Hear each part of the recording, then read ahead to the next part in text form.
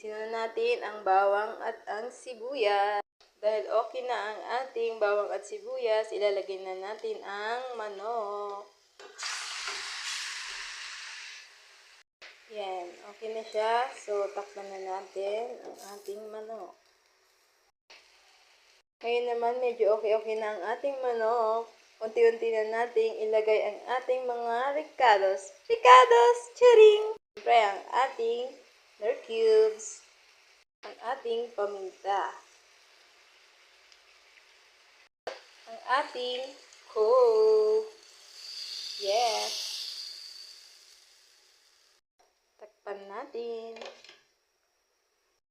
Yan, malambot na siya. So, lagyan na rin natin siya ng toyo.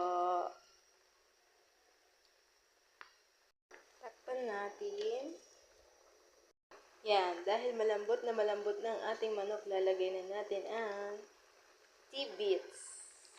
Yes, ang ating pinya. Dalawang pack po pala ang aking ginamit na tidbits.